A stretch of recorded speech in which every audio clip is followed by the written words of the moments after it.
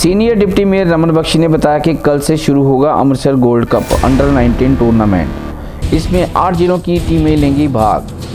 6 फरवरी कल 9:30 बजे Amritsar gold cup का उद्घाटन करेंगे अमृतसर के डीसी एजीए के अध्यक्ष गुरप्रीत सिंह खैरा।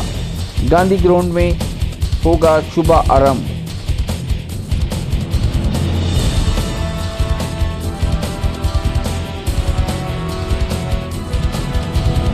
साडा अमृतसर गेम्स एसोसीएशन वालों अमृतसर गोल्ड कप कल 6 तरीक तो करवाया जा रहा अंडर 19 टूरनामेंट, जिदे विच 8 जिलियां दियां टीमां इस टूरनामेंट च खेडणगियां ते इस टूरनामेंट का उद्घाटन जिहड़ा साडे डीसी साहब जिहड़े साडे प्रधान भी आ सरदार गुरप्रीत सिंह जी खैरा वो करनगे।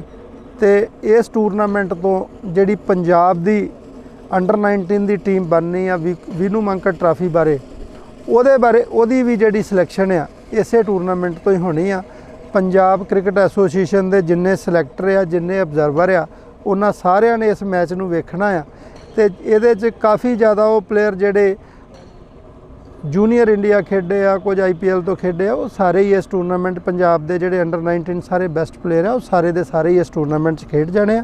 मैं समूह शहर वासियों नूं बेनती करदा भी अमृतसर दीयां 2 ग्राउंडां दे विच इनॉग्रेशन जिहड़ी आ कल गांधी ग्राउंड च सवेरे डीसी साहब ने 9:30 बजे गांधी ग्राउंड च करनी है ते अमृतसर गांधी ग्राउंड ते अमनदीप अकैडमी दी ग्राउंड दोवां ग्राउंडां च मैच होने आ ते फाइनल जिहड़ा इस टूरनामेंट दा 14 तारीख नूं जिहड़ा आ इहदा फाइनल मैच गांधी ग्राउंड च ही आ, जिहदे विच नामवंड समागम भी डीसी साहब साडे गुरप्रीत सिंह खैरा जी जिहड़े साडे प्रधान भी अमृतसर गेम्स एसोसीएशन दे वो ही करनगे।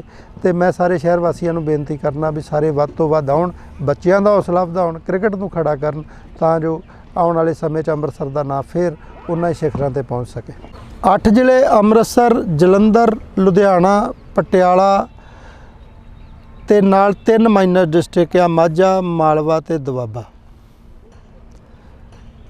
मोहाली भी है जी। इस मौके तिलकराज भाटिया, अमन रामदेव, अर्जुन इत्यादि एजीए के पदाधिकारी मौजूद थे।